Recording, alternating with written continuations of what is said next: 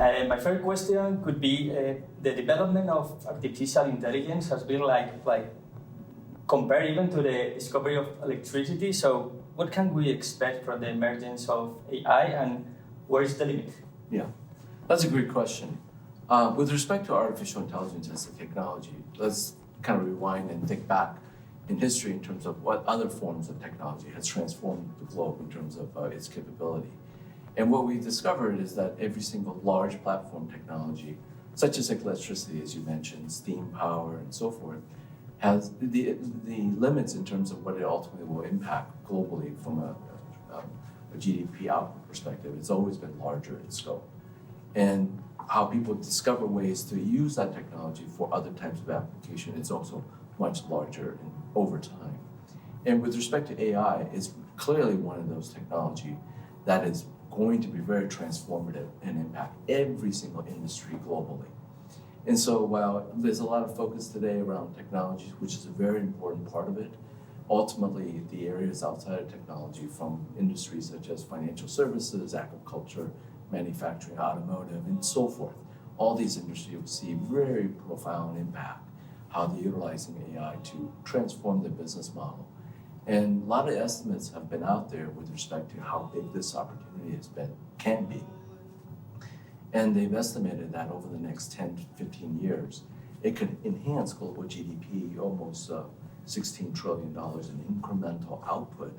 And that's probably one of the most interesting aspects is that this is, while this technology is very important for the technology ecosystem, but the benefactor and how all the different industries will utilize this is really the profound change in terms of expanding the global economy over time.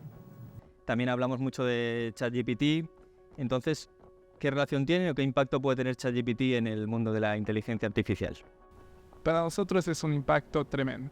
¿Por qué? Porque llevamos en la Financiera de l'Échiquier 5 años trabajando sobre la temática de la inteligencia artificial y hasta ese entonces, hasta antes del 2022, era una revolución que nosotros caracterizábamos como silenciosa. ¿Por qué? Porque las empresas la adoptaban, ciberseguridad, pagos, incluso sectores agrícolas, por ejemplo, pero con ChatGPT, noviembre de 2022, esta revolución cambió totalmente. Ahora estamos viendo que esta tecnología es universal, todo el mundo la puede utilizar, adoptar, y estamos entrando en una carrera en esta adopción rápida de la inteligencia artificial generativa, pero también los otros tipos de algoritmos, porque hay varios, y que están dando, yo creo, un nuevo impulso a esta temática que lleva años ya incubándose.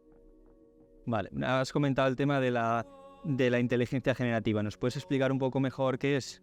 Es un tema muy interesante, porque la inteligencia artificial es una palabra que en realidad encapsula muchos temas distintos modelos y algoritmos. La inteligencia artificial generativa, pues todo lo lleva en su nombre, son modelos que permiten de generar elementos, texto, imágenes, música, videos, etc. Son algoritmos que se han alimentado con millones y millones de datos para poder luego, con métodos de probabilidades, cálculo exponencial gracias a las tarjetas de NVIDIA, para generar la siguiente palabra, el siguiente píxel, para imágenes, el siguiente sonido. Entonces son algoritmos que, en base a todo lo que han ingerido como datos, pueden crear cosas nuevas en función a lo que el usuario le pide. Lo hemos visto con ChatGPT, escribe una respuesta a esto, dame un argumentario para tal tema, y pues la inteligencia artificial generativa va a generarlo. So my next question, I would like you to ask please some examples of application and developments that have surprised you most recently and where you see the most potential. Yeah, so we've been investing in this area for over 6 years. And probably what's been most surprising in 2023 is really the broad adoption of more meaning that more and more companies are talking about it.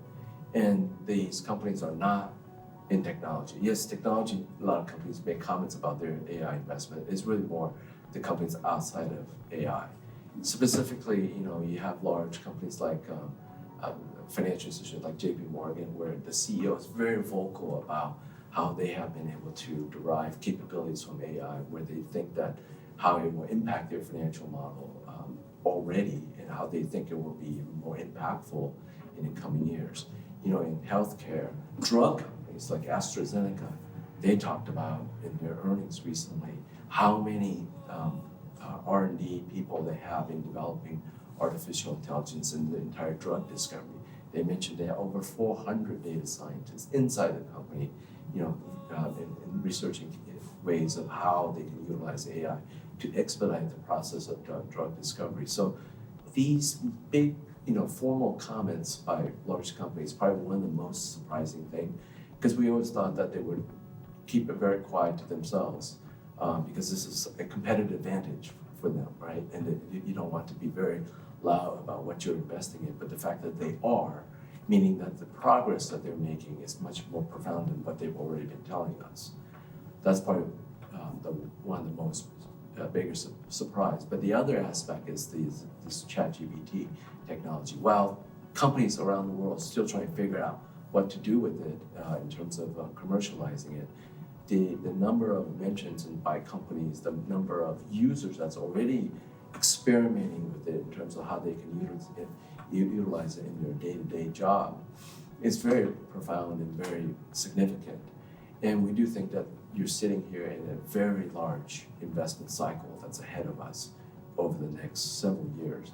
I mean, effectively, ChatGPT became much more mainstream in late last year, so it's really only been 6 months when this has become much more talked about. So it is relatively new. En vuestras preocupaciones o potenciales riesgos a corto o medio plazo que podáis tener, uno puede que sean las valoraciones, otro quizá que es una moda o puede haber cierto componente de momentum que valga todo en la parte de inteligencia artificial. ¿Cuáles son los riesgos que más os preocupan? Tal vez los riesgos más fundamentales que nos preocupan hoy en día es la regulación. Es cierto que son temas, algoritmos, uno se da cuenta del impacto que pueden tener cuando las empresas lo adoptan. Entonces las empresas tienen que tener un cuadro de regulación ético bastante fuerte en cómo utilizan los datos, cómo los van a generar y cómo van a traducirlos en acciones y adopción de inteligencia artificial. Si los gobiernos y otras entidades comienzan a poner muchas penalizaciones en la adopción de estos algoritmos, pues va a frenar el desarrollo de la temática. Es un riesgo importante. Otro riesgo que vemos son las tensiones geopolíticas entre China y Estados Unidos, que hoy en día están en una guerra tecnológica prácticamente. Entonces, ¿cómo vamos a ver el panorama tecnológico desarrollarse con dos centros de influencia, uno americano, otro chino, con estándares distintos y con velocidades de desarrollo diferentes también? Es un tema que hay que vigilar. Pero el tema de entusiasmo, de moda, no nos preocupa tanto porque sí vemos que fundamentalmente hay aplicaciones, hay generación de beneficios y empresas grandes, pequeñas y medianas están beneficiando. No solo son algunas, es un movimiento que está realmente impulsándose en bolsa en este momento. So you have give us a flavor that your fund is not a purely technological fund. So what is the weight of these sectors that you have mentioned, financials, healthcare in the portfolio? How has this evolved in the last months? Yeah, we've always said that over time, areas outside of technology, in terms of our investment process, will grow. When we started this 6 years ago, to find investable ideas that's outside of technology was very small, less than 20%. And today it's in the low 30% range. And we do think that will continue to grow over time. But today, our allocation in areas of technology, the two categories we talked about, AI infrastructure and AI applications, is higher when compared to, say, 12 months ago. And the reason it's higher is because we're at the very early stage of this really large investment cycle around ChatGPT. And so there's going to be a lot of capital spending dollars going into this area. And so all the technology companies that will benefit from which will see an acceleration in terms of demand and also acceleration in terms of their growth rates. And so we have a little bit more bias towards the tech companies at this moment in time during this investment cycle. And over time, as the technology becomes a bit more mature, more companies can figure out how to utilize it, and we will have a lot more exposure in the likes of financial services, healthcare, consumer, and so forth. So it's one that you kind of have to adjust to where the investment cycle is to kind of modulate your exposure. Y hablando de nombres concretos en la cartera, yo recuerdo, nos conocemos de hace tiempo, que hablabas de hace unos años de Snowflake, cuando era una empresa mucho menos conocida.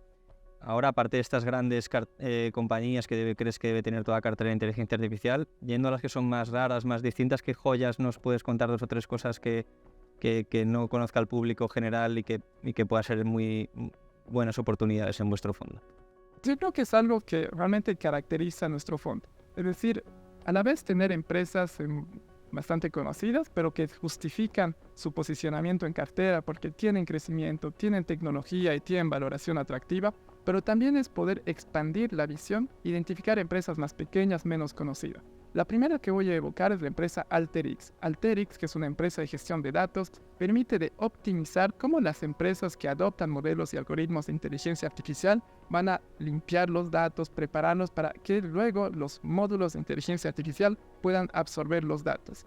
Módulos como los de Snowflake, por ejemplo. Entonces nos vamos a situar realmente al comienzo de cómo los datos un poco brutos van a ser trabajados para sacar realmente el valor importante y enviarlos a los algoritmos de inteligencia artificial. Una empresa que nos gusta mucho, que es bastante pequeña en capitalización bursátil, pero que según nosotros tiene un buen potencial a largo plazo.